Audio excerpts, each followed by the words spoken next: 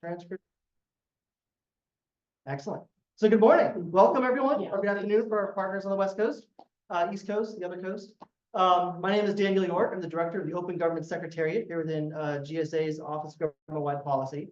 Happy to be working with WashCog and Sarah to put on this event here in Whidbey Island. So let's. Yes, as I just mentioned, we're being recorded. Everything you say will be recorded. It's going to be put onto YouTube later. Your likeness and all that will be on there, as well as who attended, the meeting notes, presentations, all that will be up on the website. I've actually posted some of the presentations already. So if folks wanted to go to open.usa.gov, you click on the public meetings on the far right, go all the way and you'll see the July 15th event and then meeting record page, and the meeting records where all the video and everything else will be when it's available. Message from GSA Legal. I'll let you read it for yourself. This basically says this is a listening session. It's public. It's open to the public. No specific policy of the federal government can be influenced, but we do want to take as much feedback as we can. And now we begin, and then we get to the welcome. So we have a great lineup of speakers today. Some in person, some virtually. State government, federal government, academia, all civil society and about. And this afternoon will be in person only, so there won't be any virtual participation in that. Doing some small group activities, coming up to this common solutions, and then sharing those back out. Folks that are online now, you should be able to see those in the meeting record page afterwards. All right, I've already introduced myself, Dan York with GSA, and I invite WashCog and Sarah to come up, maybe say a couple of words. You get to choose. Get your, gotta go. If you want to be seen, you gotta be on this side. Oh, maybe. what if I don't want to be seen? All right. So Hi, I'm Julie Bunting I'm executive director of the Washington Coalition for Open Government. And we just want to welcome you all to beautiful Whidbey Island. I mean, what a great spot to have discussion about open government, what's happening on the national level, and maybe we'll touch on some things that are kind of scary things that are happening on the state level. Thanks. Thanks. I'm Sarah Schott. I'm the owner of the All Guy Project. You are in downtown Oak Harbor on Whidbey Island. Hi, everyone who is watching, and surprised that this is not being held in Seattle. You'll hear more about me when I talk, but I just want to thank WashCog and GSA. WashCog has provided a lot of support for this event, and they are national leaders on open government. And I'm really so pleased that we have folks from multiple layers of government and nonprofits and civil society here to kind of cross-pollinate in ways that we may not have seen at other open government events. So thanks all. And if you're curious, you can find us at allguyproject.com. Thanks. Great. All right, so we have, I mentioned a series of presentations, but the guy second to the left there is a little weird. We gotta watch out for him. But the rest of the presentations will be great. And so with that, I'm gonna invite David up, and I need to swap the deck. Just a second. Great. Well, thanks for having me. I really appreciate it. And it's an honor to be here from Florida. I'm from the Breckner Freedom Information Project at the University of Florida. We've done research and education and access to public records since, well, 47 years ago. So, and I'm glad to be here. I'm a Washingtonian. I grew up in Ferndale, and it's great to be back to coolness. And so thanks for having me. Really appreciate it. You know what? I'm going to just give it an overview here of the state of transparency in the country, Washington State, all of states, federal, the whole shebang. And, you know, we're at a weird time in our country's history, and we need something we can all agree on, right? And I think Democrat, Republican, rich, poor, black, white, we can all agree that government transparency is important. That's why you're here. And it matters so much. It's something that we all believe in because it makes a difference. And how so? Well, research shows it makes a difference. For example, studies show it lowers corruption, right? Saves taxpayers dollars money. It actually makes drinking water cleaner, makes our better drinking water. One study showed it makes restaurants safer, right? A study showed sex offenders are less likely to reoffend. We know that parents use public data that's posted online to make choices for where their children will go to school. This matters in real life. It's something that everybody can buy into. We know that journalists rely on public records as proxies for the public to expose problems. And in fact, an economist from Stanford showed that for every dollar spent on public records-based journalism, society benefits $287. That's a huge return on investment. It makes a difference. We're not talking about just theory here, but we are talking about democracy, right? I mean, when governments operate secretly, we see what bad things happen. We see that around the world. We don't want to see that here. But I'm afraid to have some bad news. Clouds are forming. And the research is clear. And we're not talking just past few years, we're talking decades. This has been a gradual increase in secrecy at all levels of government. All the data points to, right? In fact, you know, the United States was one of the leaders in freedom of information. The Freedom of Information Act was one of the first in the world. But researchers, when they study the strength of the law, US FOIA is no longer that strong. Out of 140 countries that have FOIA laws now, US ranks 78. 78, the bottom half of the world. In fact, any guesses for who might be number one? The strongest FOIA law in the world? Yes. Norway's a great guess. Everybody picks a Scandinavian country, right? Any other guesses? Great Britain, you would think that. Canada, you think, all great guesses. Romania. Not quite. Afghanistan. Afghanistan has the strongest FOIA law in the world, followed by Mexico. And you think, really, if I'm going to request emails from the Taliban, do you think they're going to give them to me? Probably not. And that tells us that we need strong laws, but we need more than just that. We need political culture. We need buy-in from everybody, citizens, the government, everybody, and that's what matters. And unfortunately, we're seeing access to records and government information declining over time, just the past 10 years. And this is the Department of Justice's own data. Backlogs have nearly doubled. Delays are getting horrendous at the federal level. We know that getting the records that you ask for is harder and harder. At the federal level, you know, 38% 10 years ago to 17% today. And that's the government's own data. We've done our own research using Muckrock data, tens of thousands of records requests all around the country. And at the federal level, we find that 10 years ago, and we're talking public interest requests, journalists and others seeking information of public interest. 10 years ago, you got about half the time. Now at the federal level, 13% of the time. Look at that trend graph. When's it going to get to zero, and what does that mean for this country? And it's not just the federal level. At the state level, we're seeing a similar trend, about half the time down to about 31% of the time. Again, not a good trend. And that's actual compliance with the law. That's not looking at the laws or anything. That's whether you get records when you ask for it. It varies by state, of course, and y'all might be proud. The Washington State does very well in this regard. In fact, most of our research shows it usually places around the top as far as compliance. That's good news. I'm proud of my home state. Let's go Washington State. Go Cougs. Anyway, sorry. We're supposed to be bipartisan here. I shouldn't have thrown that in. But yeah, all the way down to Alabama, 13%. And you can see how the secrecy clusters in parts of the country, the Deep South. And you know, what's going on there? We don't know for sure. We're doing our research, we're trying to figure it out. I think it has to do with political culture, with buy-in from everybody. And that's something that we have to talk about.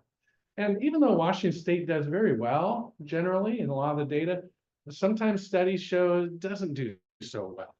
So can't rest on our laurels, right? In fact, a study we did recently, we requested from every state 7 records from state agencies, and Washington didn't do well. We got 1 out of 7. Not very good. So, you know, there's some strengths in Washington State, but there's a long way to go. And there are definitely issues that I'm sure you'll talk about later today. So what's going on? Why is this happening in America? Well, part of it is possibly digital overload. I mean, look, all government records are data digitized, and that makes it harder to get a record sometimes with keyword searches and that sort of thing. So, we have to deal with that digitization. We're talking about other possible issues here. Whoops. It's Trying to get it.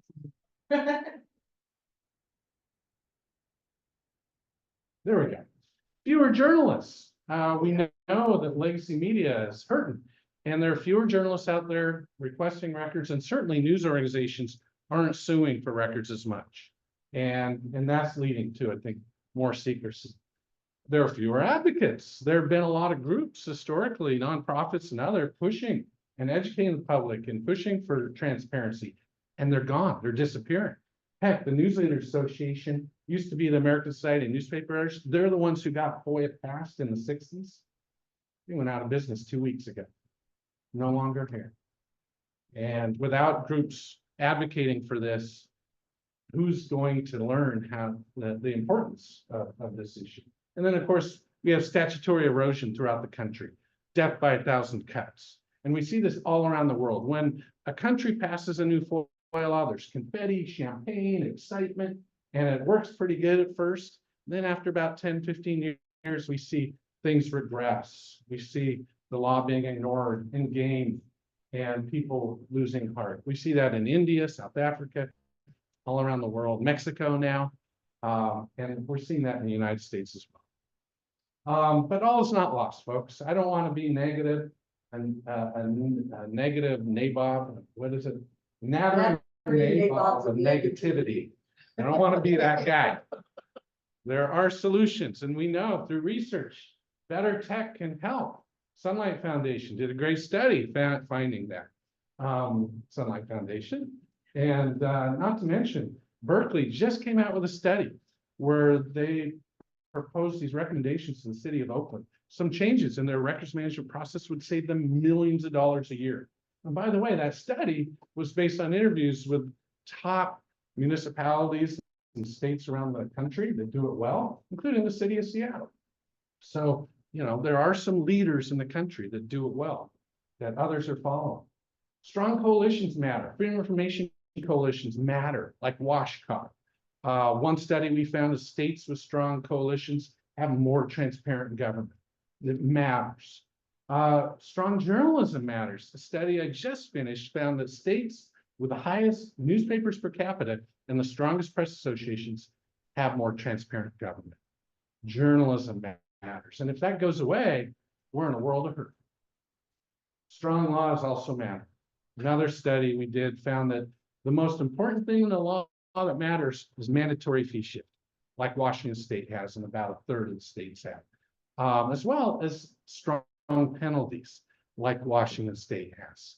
I mean, my alma mater, Western Washington University, they just had to pay $111,000 in fines to 3 journalism students because they broke the law.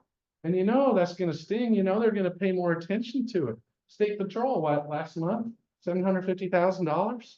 That's going to sting. People are going to pay attention when there are repercussions. People will tend to follow the law more, right? That's what the rule of law is all about. So keep that in Washington. Don't give it up. It's the only thing saving Washington right now. And then, of course, we have 3 studies where mandatory training has been found to be helpful. When I was an employee at Washington State, I had to take mandatory training required in Washington. And Washington's only one of 4 states that does it. So that needs to be throughout the country. And the research shows it matters, it makes a difference. All of those things can be done, not just here in Washington State, but around the country, at the federal level, at all the states. If we do that, we can work together and make this a little better country. And that's, I think, what we all want. So thanks. I can't wait to hear the discussion today. Thanks for all you do care about things. And let's go on, Dan. Thank you. Thank you. Right. I don't know if it's really worth going from deck to deck to deck, but so next up, we'll have Morgan with the Washington State AG's office. And I guess in terms of a quick announcement, if folks online want to put questions in the chat, we do have time at the end for Q&A. So throw questions in the chat and then we'll see them and folks in the room may ask questions at the same time. So hold your questions for them so we can get all at the same time. All right, with that, Mr. Emerald, please take it away. Oh, I guess I need to go on presentation. There's no presentation, so. Even better. This clicker does mean absolutely no good. But good morning, I'm Morgan Damero. I am with the Washington State Attorney General's office. Take it from And in that capacity, I wear a couple of different hats. One of them is that about a year and a half ago, I was appointed as the Open Government Ombuds. I am the fourth person to serve in that role. And basically what that means as the ombuds and what that means in terms of the AG's office is AG McKenna appointed the first Open Government Assistant Attorney General with this idea of supporting transparency. And that, like I said, I'm the fourth person to serve in this role. In doing that, what that means is I talk with a lot of folks around the state about our state's transparency laws, the Public Records Act and the Open Public Meetings Act. And I guess to finish off with, would pick up where the last presentation finished off, the idea of working together. I think there's a huge value in both of those laws and people being able to understand why it is the government's making the decisions it's making, being able to look behind the curtain, so to speak. I went to the WashCog breakfast, Sunshine Breakfast back in February, and that led to a conversation I had with Judy Engine about working together. So when I got invited to come this morning to this presentation, I jumped at it because I think that, you know, that coalition and working together to solve these problems and look at transparency, what people are doing, does have a huge value. And so getting back to kind of where I started with this idea of being the Open Government Ombuds, being able to look at the records, being able to understand what it is that government is relying on in making decisions, takes it hopefully out of that political realm. Let's have those policy level discussions about why people are doing what they're doing. And that's part of what the Ombuds role is designed to support. I provide a lot of information to folks around the state in terms of how do you get public records? And I get a lot of phone calls from people, hey, how do I even do this? And being able to be that resource. Part of that also means we put a lot of resources on our website to help people in this process, which is in the process of being updated, just to let people know. Because they're a little bit rusty at this moment. There's been some significant changes since they were written in 2017. The other hat I wear with the office is I'm the lead attorney for our office's public records consultation program. What that means is that I work with local governments throughout the state on transparency. We do that through a number of different means. Probably the one I'm most excited about right now is we do what we called our Open Public Records Boot Camp, where we work with new public records officers. When you talk about impediments to people getting public records, I think the prior presentation is exactly right. We have a lot of data streams out there. Trying to find those is difficult at times because of records management. But taking that a step further, when you have this constant turnover in public records officers, you lose that institutional memory. And so in these boot camps, we work with new public records officers throughout the state, helping to understand their obligations in terms of what the Public Records Act is. And one of the common themes we have in that is that this is a customer service role. People get to see these records, and when we start talking about what is a public record, it's looking at it from that point of view of if a record exists, start with the presumption of people get to see this, and then if there's an exemption, understand that exemption if you're going to apply it. The third way there's one other way that the AG's office supports transparency, and that's we're the chief legal advisor to state agencies, and we give options-based advice to our clients. There was conversation about the judgment that just came down against the Washington State Patrol. I wasn't involved in that case, so I can't tell you, but I'm bound by attorney-client privilege anyways if I did. But that's part of what the AG's office does as well, is we give advice to state agencies as to how to comply with the Public Records Act and options-based advice. And through those three functions, that's how we support. I'm more obviously involved in the first two. I think there's a huge value. Spent a lot of time talking with both members of the public and with state agencies, with local governments throughout the state about these laws and how to get it right, how to find records, what's your obligation, to turn the records when people ask for it, to follow up, to engage with people, have conversations if you don't understand what people are asking for. Because I think you look at the information came from prior presentation. And our state does rank typically at the top of the expectations for the Public Records Act. I think that's a good thing. And being able to achieve that is kind of what I do in my role as both the Assistant Attorney General for Open Government and as the lead attorney for our Public Records Consultation Program. And that's why I was excited to come this morning when I was on vacation and then got back, and literally I learned about this last Thursday and was asked to come up and participate this morning. And I'm happy to be here. So thank you for inviting me. I'm looking forward to having the conversation. Thank you. All right. Where the right buttons are. All right, so Mike, are you online? I am online and unmuted, hopefully. What I'm going to do is I'm going to share your picture in the background while you speak. Go for it. Okay, well, I'm Mike Fancher. I'm the president of the Washington Coalition for Open Government. I'm going to tell you a little bit about the story of the coalition, where it comes from, where it is, and where we like to think we're going. The coalition, a coalition for open government, formed in 1972 in the state of Washington, and it promoted a citizens initiative, Initiative 276, called the Public Disclosure Act. And the theme of that campaign was that people have a right to know. It was a sweeping reform in terms of campaign finance, open meetings, and open records. And it passed with 72% approval from the voters. And the preamble to that initiative, which I like to quote, is, "The people of this state do not yield their sovereignty to the agencies which serve them. The people, in delegating authority, do not give their public servants the right to decide what is good for the people to know and what is not good for them to know." That was the spirit of that initiative. And frankly, as David said, and as Morgan said, Washington has been was a leader for decades. But in 2002, there was a sense among journalists, lawyers, and judges that there had been some, and some public officials as well, that there had been serious slippage from the original intention of that law and the commitment of that law. And so they formed the current Washington Coalition for Open Government. It is an independent, nonprofit, nonpartisan organization that serves as a public advocate for open government. The most important thing is that it is a true coalition.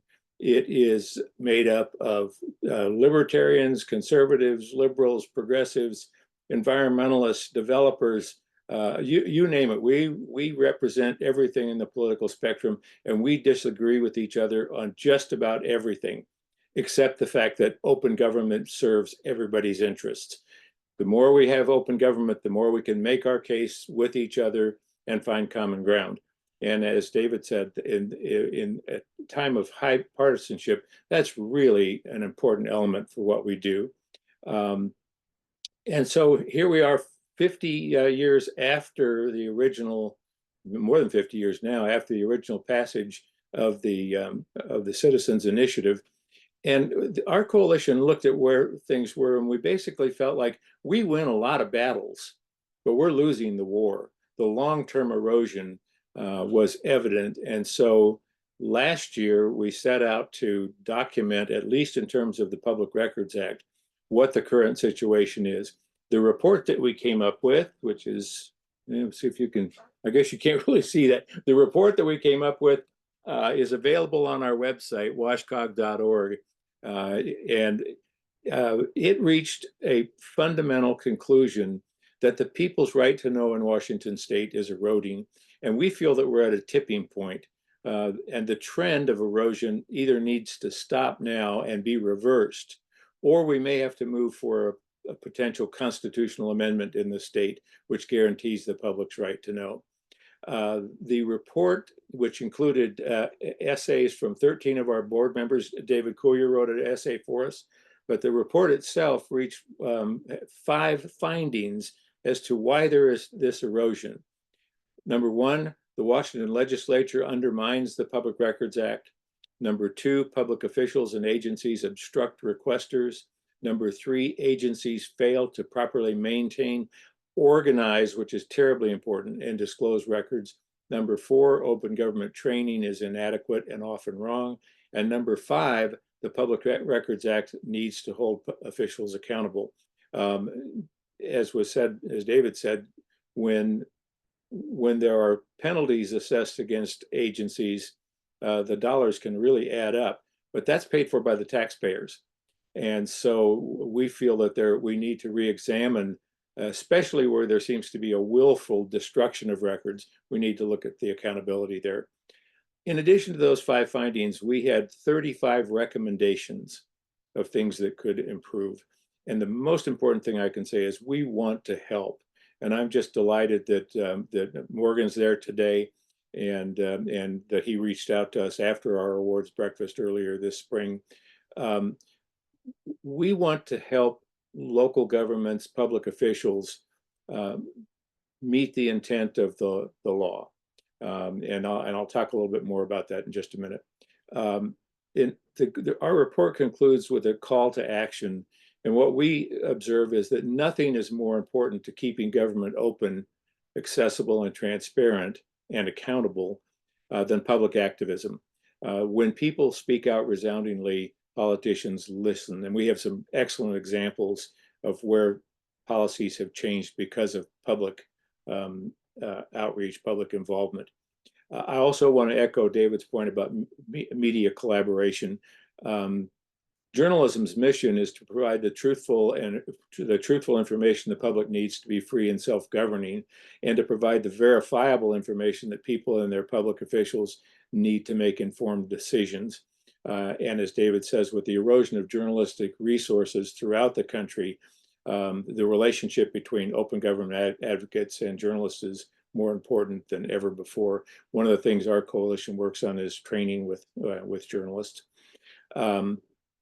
I should also say that the areas in which we work are litigation, legislation, education, and then recognition. And I should say also that David is one of the winners of our sort of Lifetime Achievement Award. And although his lifetime isn't over and he's got a lot more to do, we were really proud to give that award to a fellow Washingtonian. I want to touch on just a couple themes from the report that I think are worth mentioning. The first is that public records belong to the people, not to the government. That's a philosophical issue that needs to be understood. There needs to be a mindset adjustment in terms of promoting open government. Open government is as important as great schools, safe streets, a clean environment, a vibrant economy, but we don't think of it that way. We don't talk about it that way, especially in our political campaigns. We need to make open government a voting issue. And that's, again, something that we need to bring the public to that conversation. We also make the point that open government needs to be seen as a basic function of government. It's not some extra burden that gets layered on. It is a fundamental infrastructure issue, and it needs to be funded as such. One of the problems for local governments is they feel like this is an unfunded mandate that the state puts on them and then walks away. Again, we want to help with that to get the public support for this kind of funding. As David said, the erosion that we see is pretty visible pretty much everywhere. And right now, one of the things we're seeing is that state legislatures are claiming a legislative privilege, that individual personal privilege that allows legislators to withhold some documents that otherwise would be public. We're suing the state on that issue now. So far, we're losing in court, but I feel like we're going to win it in the long run, and we definitely have public support. I guess the thing that I would wrap up with is that the theme from the very start, the people have a right to know what the government is doing in their name and with their money. And it has a right to know what the documents are, what the conversations are, what the meetings are, what the decisions are, and what the thinking is behind those decisions. So the people have a right to know, and that's what our coalition is dedicated to. Thank you. Great. Thank you so much, Mike. All right. Our next speaker, as I quickly done that would be Sarah. So Sarah, if you want to make your way up to the front.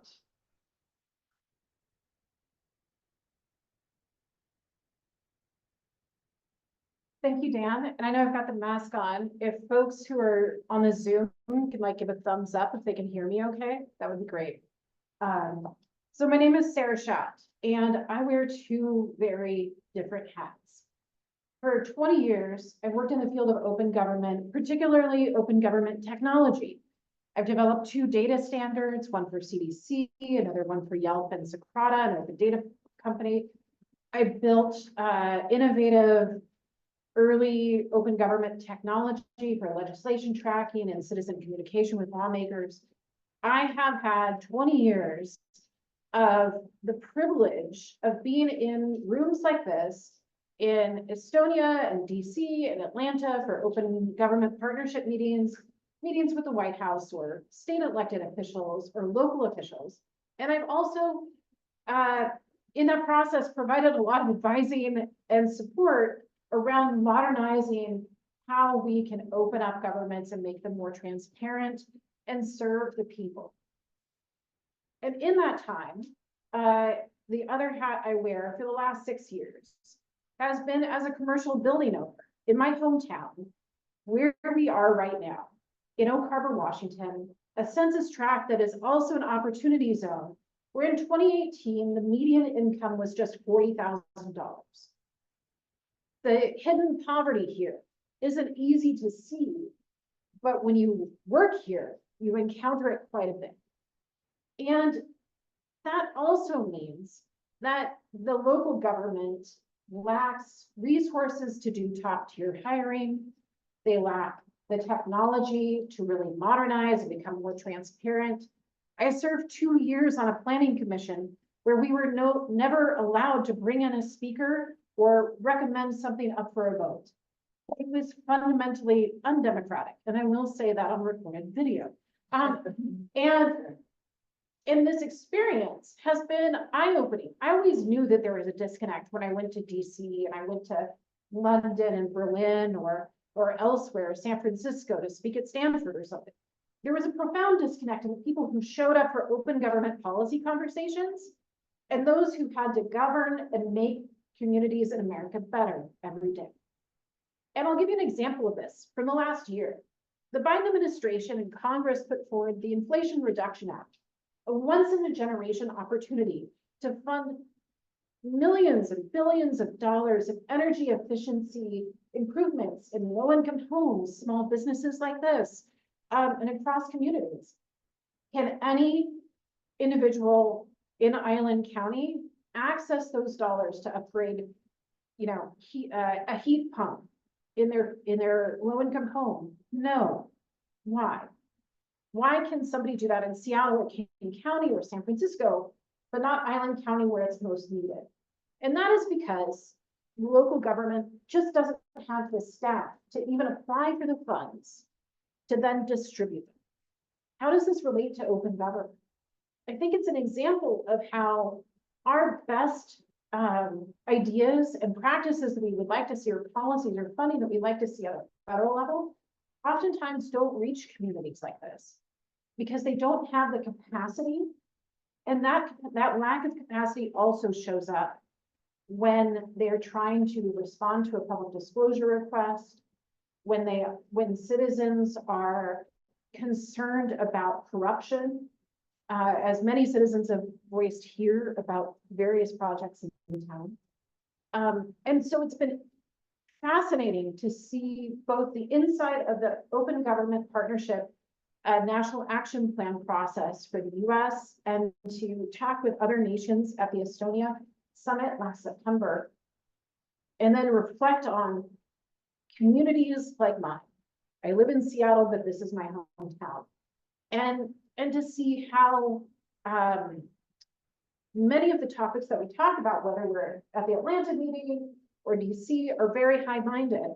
And in fact, I was one of those people in DC. I was like, look, we should really be implementing data standards, particularly open schemas or shared schemas, as I call them.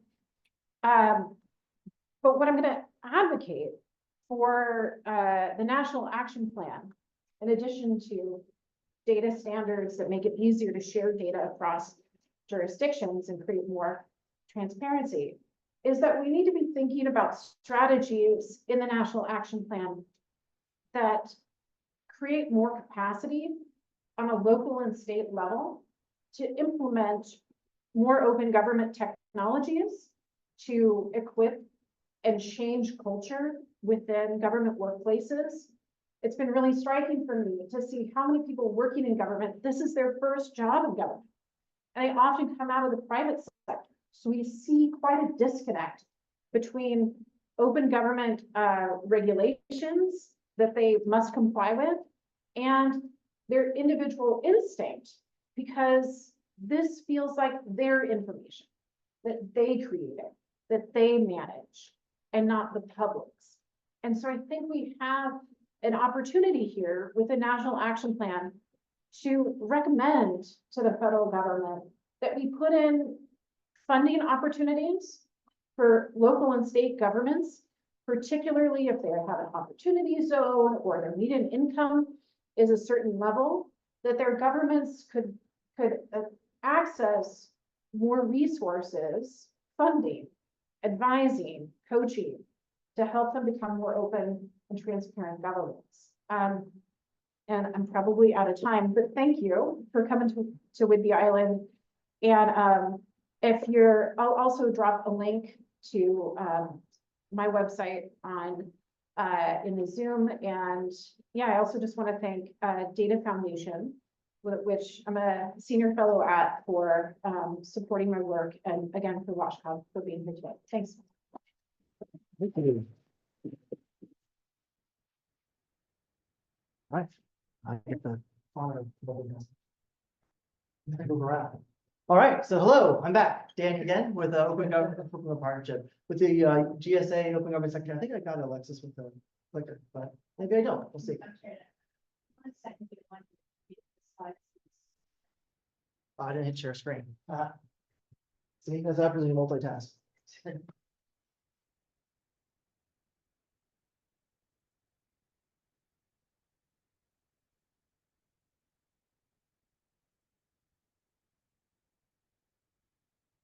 More better? Excellent. Hello, I'm Dan with the US. No, I'll do that part again, I promise. So we talked a lot already, just going back a sec, at the academic level, at the state level, civil society level, and I wanted to bring you to what we do at the federal level. So that's where I'm going to take it from here. So even above us at the federal level, there's an international organization called the Open Government Partnership, right? And its drive, and back in 2009 when it started, is to increase the inclusivity, participation, transparency, and accountability of governments around the world. The U.S. is a founding member of this, as I said, 2009, 2011 timeframe, and we are currently on the steering committee of the organization today. Right. So, what is the Open Government Partnership? Like the big scale, and you hear from Clara in a second about the OGP local program. Right, 75 nations, 104 localities. 400 some odd plus in the national action plans. Roughly, if I were to guess, just given the number of countries, like 2 billion people, right? Which means like 1 in every humans on Earth live in a country that's part of the Open Government Partnership. That still leaves 3/4 of the rest of them, but you know, there's only so much we can do. Right, so what is being an OGP means what, right? So you join, or you have to have some level of openness already. You have to have be able to be successful at the international level. You have to have the right laws in place, the right governments in place, the right commitments to be open. And then we create what's called the National Action Plan. So the National Action Plan is co-created with members of civil society. That happens a little bit differently in every country. Some country, yeah, it happens a little different at every country. Then you then implement those recommendations, those commitments. You evaluate how you did. Are you more open? Did you do what you say you're going to do? Or the challenges remain? And then you learn from it and start over again. So that's the large level. So us within the federal government, I say people think it's dual, but you can see there's 4 logos. So the White House Office of Science and Technology Policy, there are policy level, right? They help direct traffic and make sure everything's happening. All the agencies are sort of doing what they're supposed to do. We get the political traction we need. Within GSA, we manage the domestic implementation. So that's writing the action plans, maintaining the commitments, getting statuses out to the public, setting up a federal advisory committee, which we'll talk about in a moment.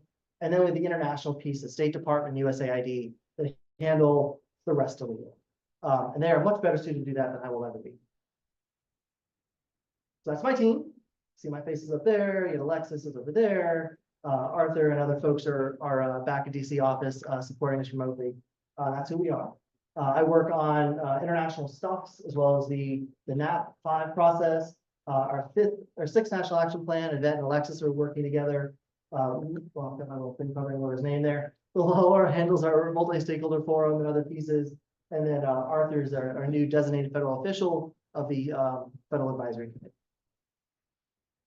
So what do? We've maintained a 5th national action plan. So that's not only doing meetings like this, which I guess is actually action technically, but the commitments, we have a next set of commitments coming out in August, commitment updates. And then the next thing we do is the 6th development, right? So what's going to go into the next national action plan, measuring how we did with this one, getting those reports out to the public, getting public comment on what they should think they should be in the national action plan. You can't, you can't be committed to open government and not ask people how you can do better, right? That seems a little counterintuitive. And then, stakeholder engagement, events like this. So not only in person, like we are in Whidbey Island, but around the country and virtually as well. The commitment update process, we just kicked off our next round of updates. We hope to have the next updates published by the end of August, pending approval. I've already reached out to, I think 80% as of this morning. I was on a phone call at 7 a.m. local time with some of our commitment owners trying to get their updates. But we're committed to trying to get those up online for the public every 6 months per open government partnership policies. And the next update will be in August. So for the last update in February, because that's the one I actually have data for, we have a number of commitments, as you can see there. Some of them are started, some of them are in progress, some of them haven't started yet, and they really range the gamut. All this is online. You can see our commitment tracker if you want to see it in more detail. I want to give you an idea. So we're about halfway through our action plan, and we're roughly about halfway done with the commitment. So it sort of makes sense. Some of the commitments are going to be a little harder to achieve, right? Things like increased faith in the judiciary. I'm still waiting for my 5 units of faith. And I don't know whether this 5 units will be enough to say we completed the commitment or not, but when they come in, I'll let you know. So there will most likely be some open commitments at the end of it, just the way the commitments were wrote before we started in September of last year, almost our 1-year anniversary, folks. All right, midterm self-assessment. So we did a self-assessment of how we did writing the National Action Plan and where we are in the process of being open. That document was out for 60 days for public comment. We've got some comments back. We're in the process of incorporating them. They'll be submitting that self-assessment to the Open Government Partnership as an official thing. Shortly, I forget, next month or so, is that right? Yeah. Did I skip a slide? I did not. So the NAP 6, that's something that we mentioned earlier. So this National Action Planning sort of see a high level calendar where we're going. The Federal Advisory Committee, we'll talk about in a second, will have to play a heavy hand in that as well. But committing to keeping it open, keeping it transparent, receiving comments from the public, not only through the traditional like Federal Register process, which we all love, but also sessions like this, public comment, comments direct to the website, to our email, etc. So the high level theme of NAP 6 is going to be building trust, right? What do we want to do? We want to build trust with the American people, with civil society. We want to show what we can do and hopefully make positive change. But we need your help to do it, right? Like I mentioned earlier, I can't walk in and say, the federal government, I'm here to help. I know what you need. I want you to tell me. That'll be a part of the process. Getting feedback from local civil society is critical to that in order to make sure we get what we need into the action plan, fed through the Federal Advisory Committee, and who actually make the official recommendations to the GSA administrator. I get the high level areas there as well. So Federal Advisory Committee, of course, I've covered up the parts that we actually need to see, but just this morning, we have transmitted our charter to Congress, so we are now official. The notice of establishment was posted on, I want to say, the 28th of June. The intent to establish was May 28th. So all of these are official. It's a very bureaucratic process, but it's as close as we're gonna get to a multi-stakeholder forum within the US statutory and regulatory system. You know, you don't want the oil barons writing oil policy, you don't want the railroad barons writing railroad power policy. And so as such, this is about as close as we can get to a co-creation within the OGP framework. So we're doing it the way we are. Community practice, we have an inside government community practice we've revitalized. We meet every 2 months. Open government champions throughout government that'll help say offset would be the government side of the Federal Advisory Committee, right? So think of the Federal Advisory Committee as the public side, where we get public's input through these groups. The communal practice is the counter to that. That's the federal government side to help bring both sides together to the table to create something amazing, is the idea. So I've got, God, I don't remember this thing is put, but we've partnered with a number of civil society over this past year. I won't read them to you, mostly because the screen's behind me. But you can see the civil society folks we want to partner with and have partnered with this year, including Washcog, who's helping us put on this event today. And I say all that to say, you know, the listserv, out of order, fantastic. If you want to join the listserv and be a part of that, we welcome it.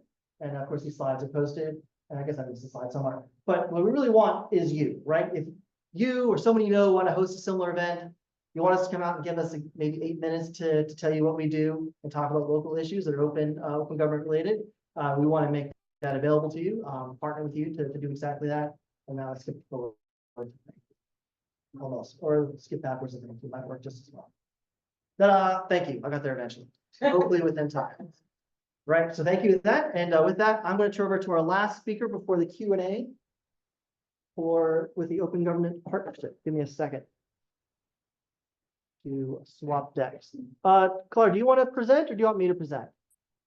Better if I can have the control so I do not bother you with the next. Got it. If it fits better. Great, thank you. First of all, thank you, Dan, for inviting OGP Local to share our work and insights. It is a pleasure to be here with all of you today. So let me see, where should I be seeing the presentation? Is there, well, let me know if you're seeing something, but I am not having the controls of the PowerPoint. Okay. So I'll maybe just continue. Is that okay? Let me see if I can turn you to a host real quick. Okay. That might increase your. Not make host, make co-host. Great. So at the bottom of the screen now, you see like participants. Hopefully you got a green share button, and then you can share. Perfect. Right. Perfect. Okay, I'll do that. Take it away. So wait a second. Great. Sorry about that. Now I have this share. Let me know if you are. Yep, we see your deck there. Perfect. If you're on Slideshow. slide, I don't know what you are. There you go. Slideshow. Got it. There you go. Okay, great. So let's delve into why open government holds such relevance at the local level. I hope to make this 8 minutes interesting for all of you. So in recent years, the world has encountered profound challenges: democratic backsliding, climate change, social inequality, and of course, technological transformation. So addressing the crisis of representative democracy requires efforts to rebuild trust in institutions. That I saw that you are also tackling that. And also foster inclusive political participation and adapt democratic processes to meet contemporary challenges, right? Social issues are requiring collaboration across various sectors and stakeholders to be tackled. And also, the rise of new technologies is reshaping societies and economies worldwide, presenting both opportunities and challenges across various domains. All these issues necessitate robust, inclusive governance rooted in transparency, accountability, and citizen participation to be tackled. So for us, local governments play a pivotal role in addressing these challenges directly with their communities. And by embracing open government principles daily, they can enhance their impact significantly. We know that open government is a transformative paradigm based on core values that aim to redefine and improve the relationship between citizens and their governments.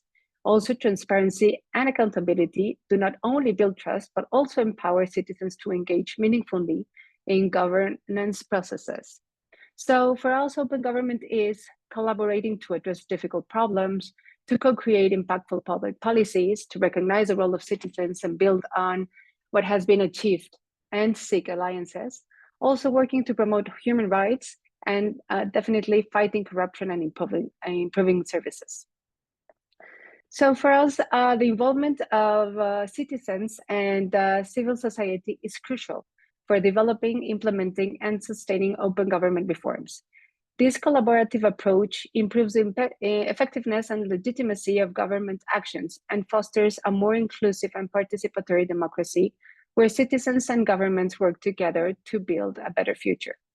At the heart of the Open Government Partnership is championing transparency, accountability, citizen participation, and innovation in governance. So through initiatives like co-creating action plans, which this is an OGP actions plan cycle, as also then showed, we're trying to be able, through these initiatives like co-creating action plans, implementing reforms, also fostering peer learning. It's very important. OGP, local government, in trying to drive these systemic changes.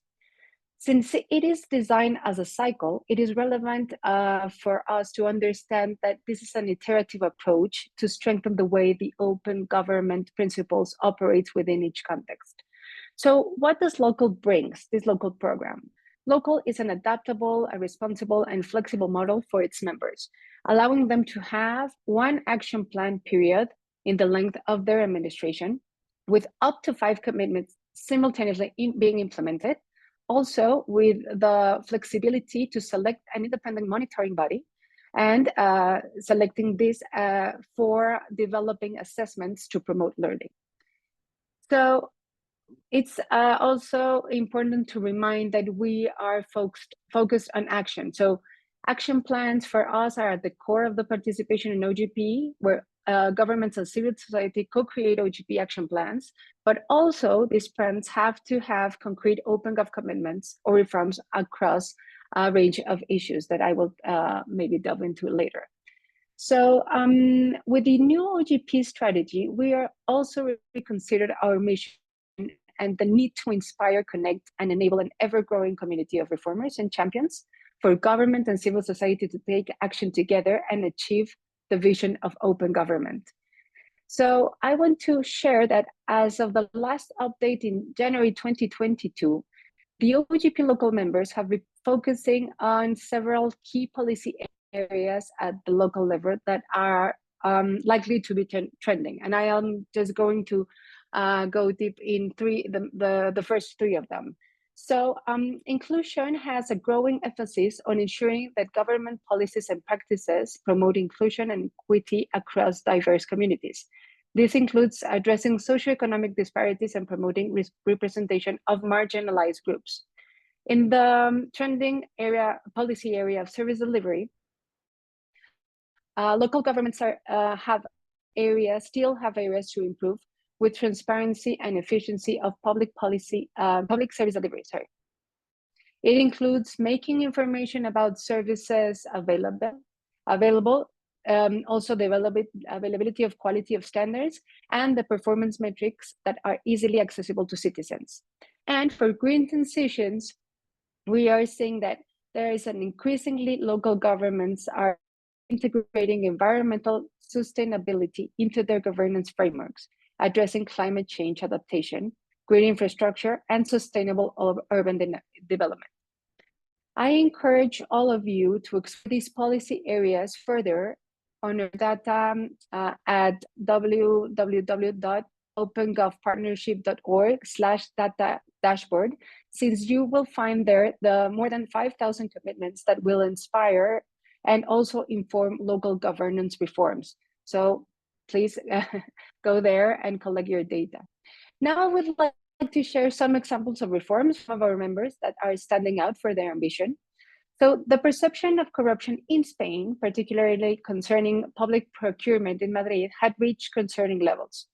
Questions were being raised about transparency and accountability in decision-making processes, exacerbated by the absence of a registry for those influencing these decisions. In response to these challenges, Madrid took a significant step forward by establishing a lobby registry.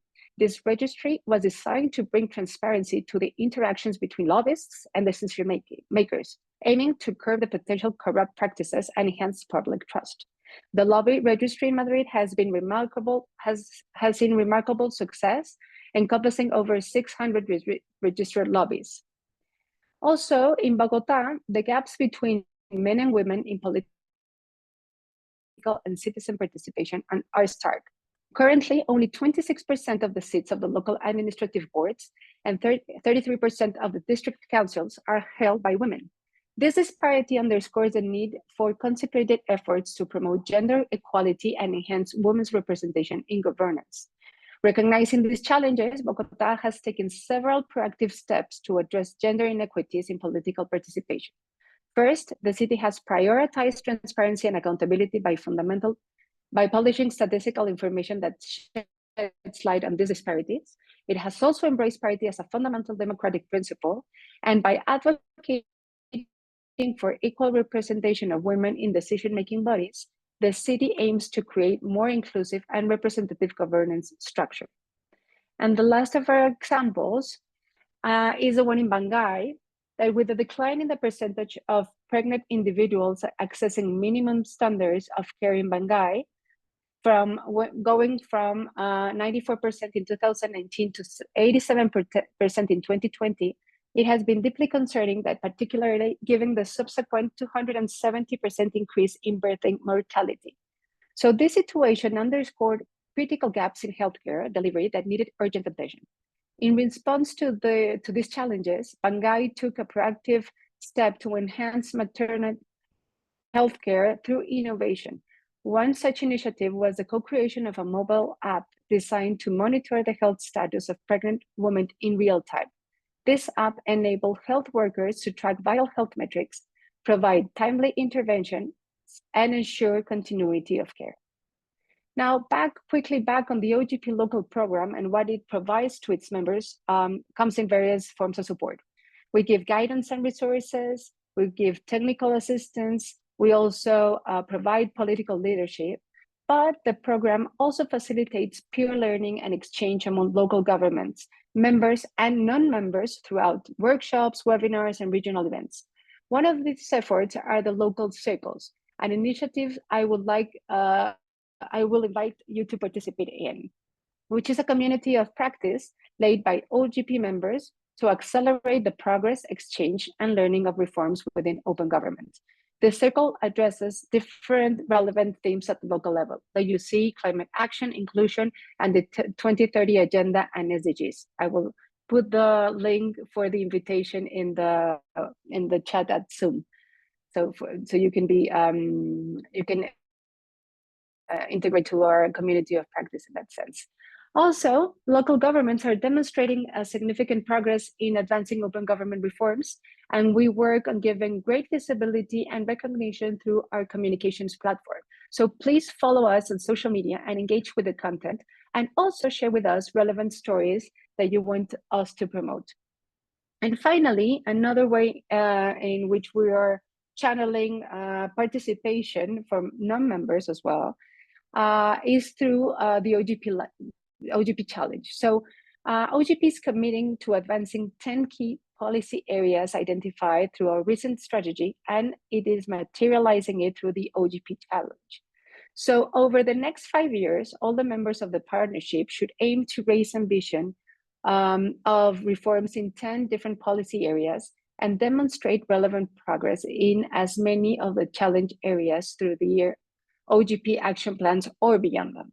So we have identified some ways in which to achieve this. By accelerating ambitious reforms across the partnership toward lasting policy change, or also showcasing the power of collective action enabled by open government and OGP.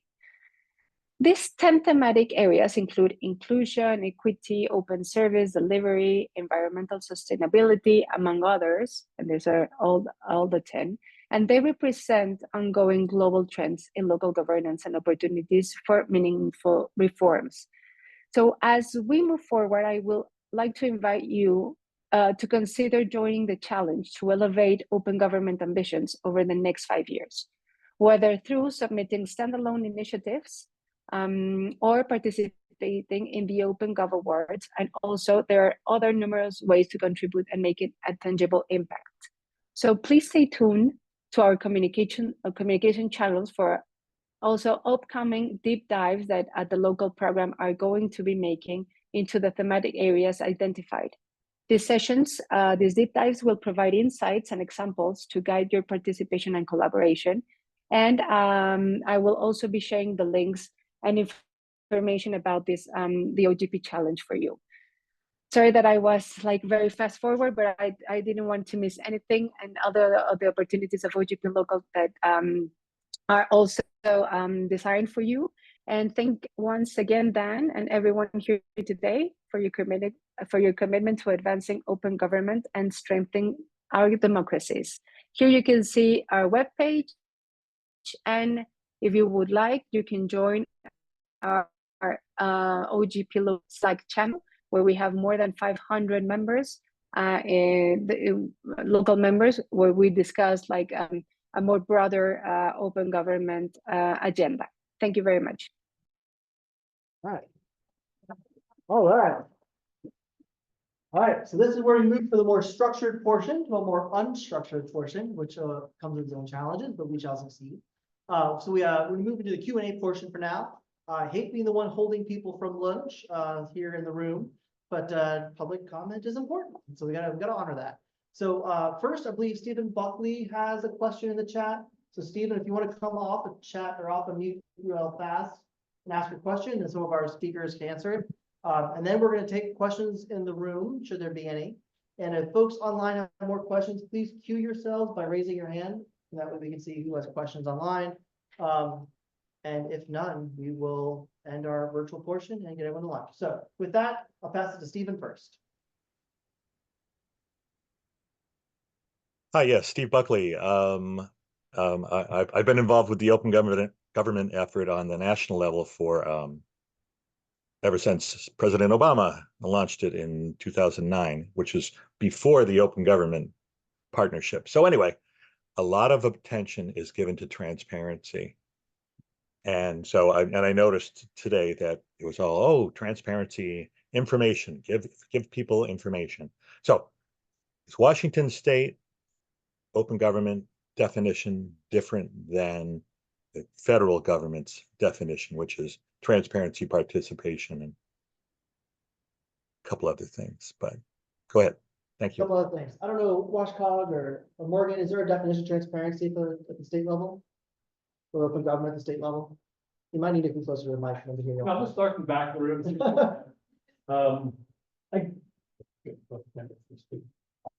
I can't speak to the national level definition because it's been quite a while since I've looked at it.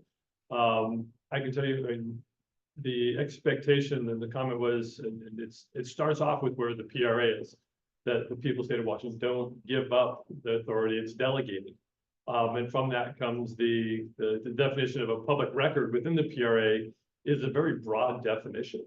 And so to the extent that that's the framework we look at it from, I think the PRA talks about, any writing related to conduct the government prepared, own, used, or retain, which is, the courts have looked at that. They looked at the remedial purposes of the PRA and have, every time they've been asked to look at that definition and expectations, they look at it from that remedial point of view, and they say, we're going to liberally interpret the Public Records Act in order to produce records.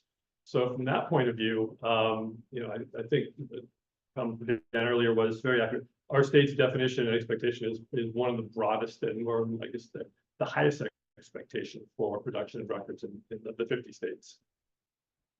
Great. All right. So we're going to pass it to the room, not just for Morgan, but for anyone else, any other speakers, or for each other, I suppose. Questions in the room? We got one in the back. No? They may not be able to hear you online. I'm sorry. So, Right, Sarah's going back up. I think the second part of that question was around participation in Washington State and maybe how it's defined.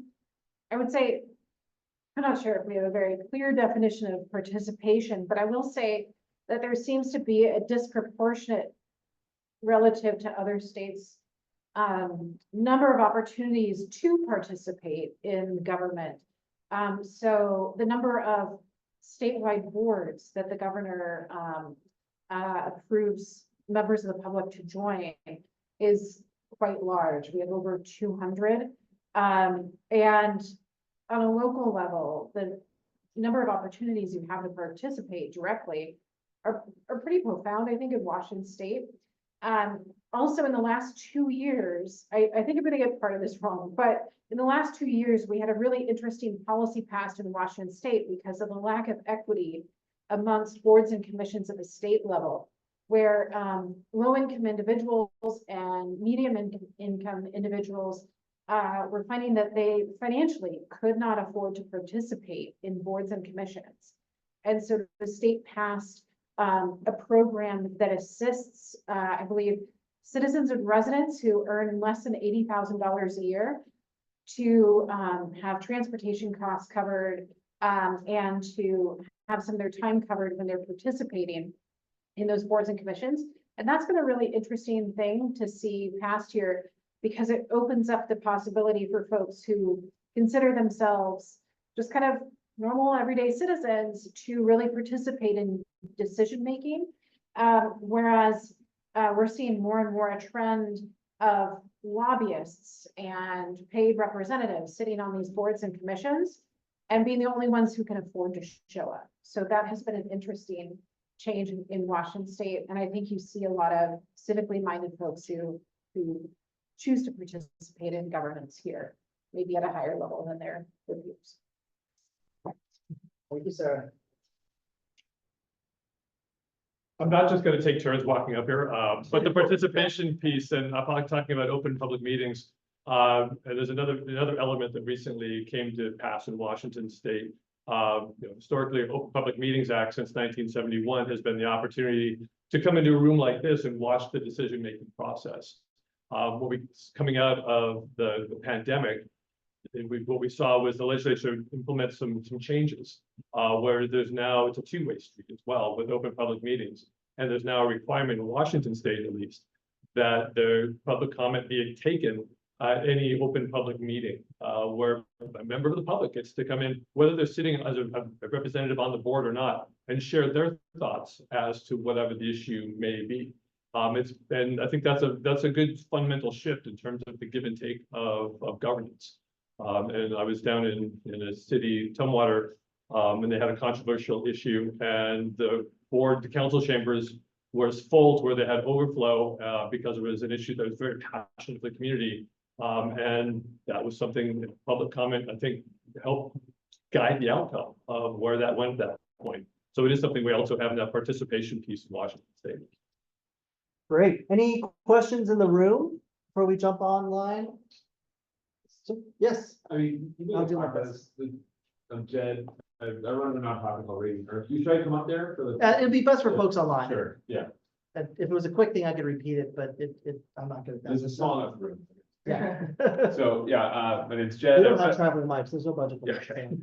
I run a nonprofit. We mostly focus on environmental data, but my question is about the graph that you, sir, presented, but the FOIA success rate is going down. I think there's a much broader philosophical discussion around like whether or not FOIA laws are helpful or not. But I'm wondering, and you forgive me if you talked about this, but is there any ideas of the cause for the continual decline? Like how's this getting slowed down? Yeah, I mean, that's a great question. And I mean, I touched on some of the possible reasons why we're seeing this secrecy that's been increasing for decades now. It's not just tied to one president or one governor. It's just a continual thing. And you make a good point. We see in some countries where they pass a FOIA law and things get more secretive.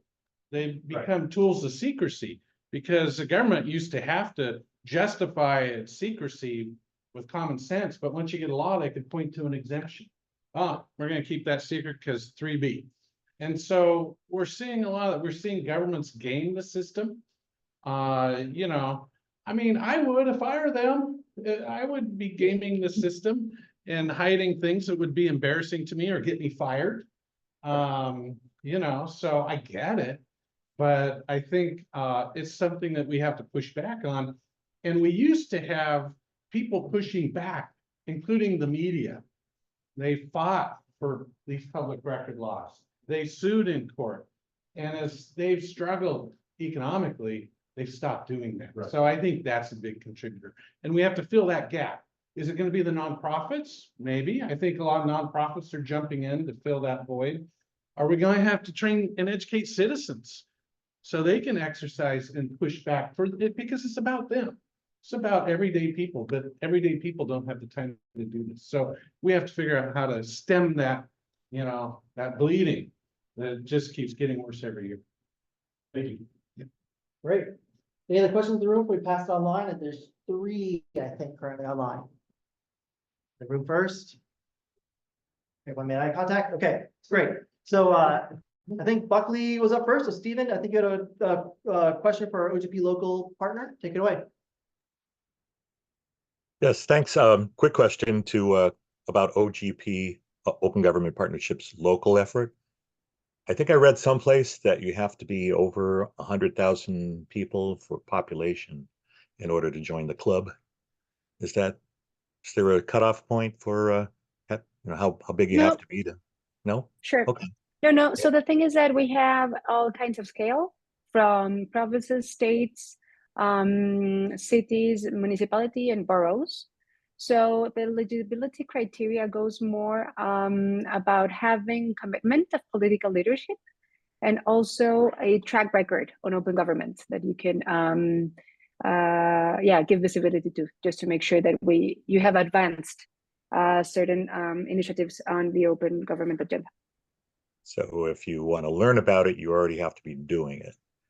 Yes, at least, let's say some examples could be or open budget things with open contracting things, or maybe participatory budgeting, like this small scale participatory initiatives. They doesn't have to be under specifically transparency or anti-corruption or no, but things that you can show that you have been advancing. Okay. I'm going to share a local handbook. Oh, go ahead. Mhm. I'm sorry. No, it's okay. All right, I was gonna say, there are some local governments already a member of OGP Local. So the city of New York, city of Austin, and city of LA are all members of the Open Government Partnership Local Program. There's an annual call, looking to Florida confirm how often there's a call for more members to join. But there's a city, state, locality that are interested, certainly at the federal level, we'd be happy to work with you to support your application, generally speaking. Great, so next question, I think there was a gentleman with his hand up. Do you want to take it away?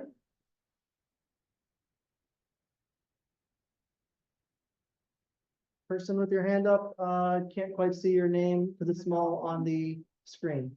You're on mute. Oh, go ahead.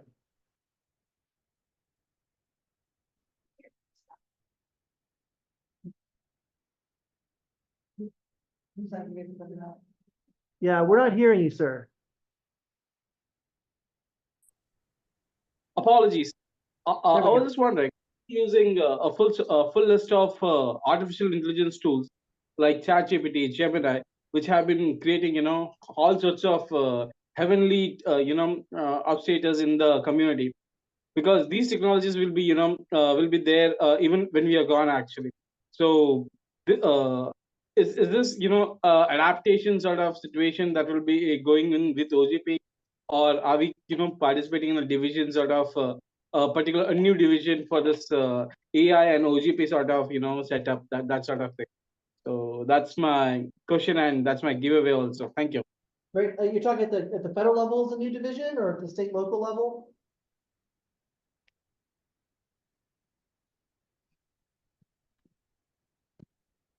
I missed it then.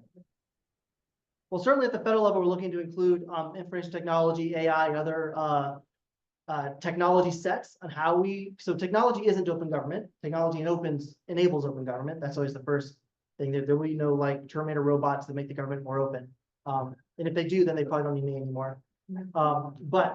So using technologies to enable more open government with the data sets and standards and everything is certainly something we're looking to include in the next national action plan in terms of possible recommendations come out of the Federal Advisory Committee.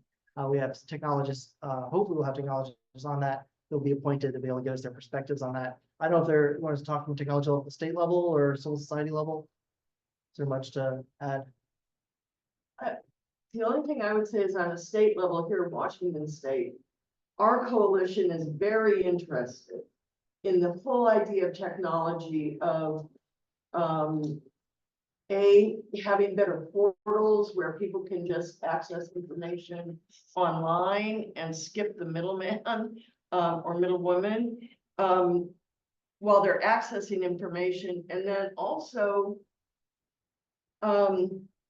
for AI redaction. And I know that there's some work being done on the federal level in the state archives about adapting AI so that it can, when you have maybe 10,000 emails that have the same phrases in them, instead of having a person go in and have to redact all those emails, you get AI, you have to have a human involved in the first part of it, but then AI can come in and copy those redactions and search for keywords. And I think that's something that we would love to have on a state level. Mhm. It's just getting it developed and putting it to use. Great, thank you. I'm gonna pass it to my team now. Team, are there questions more online? Maybe I'll let Laura, someone come off mute to let us more know with the other. There are no more questions, Dan. All right. All right, with that, we're gonna bring this virtual portion of our meeting to a close. Oh, wait, there's one in the back.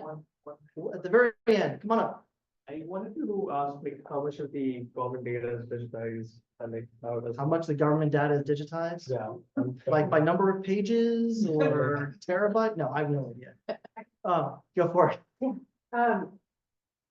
So I don't have a quantifiable number for that, but I will say that from a client of mine, usafacts.org has the largest single government data repository in the United States of state, local, and federal data.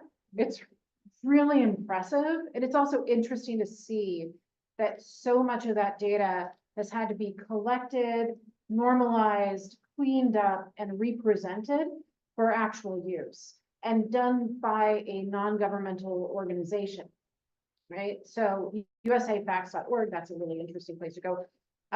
While there's a bunch of criticism of data.gov, it is kind of this large catalog of government data. Not all of it is up to date. Not all of it is in a machine readable format, or as we're tending to say now, AI ready. But it is kind of our largest single repository, or at least where to look for data. So, certainly you see, regardless of level of government in the United States, you still see paper and, PDF documents that are not machine readable data. And there's a real struggle and tension in terms of getting more of that information into data and not losing our data as technology evolves. So those are two of the largest spots where you can find repositories where you could then use it for AI. Yes. Great, thank you. Thank you for the question. All right. Lunch. So this will bring our virtual portion, our hybrid portion to a close. It is, I'll say, about 11:30. So if you want to meet back in the room around 12:30 Pacific time, local time. Thank you, folks, that were online. As I mentioned, all this will be recorded and put on our website afterwards. And with that, I wish everyone a do. Thank you. Hey, clap. Thank you.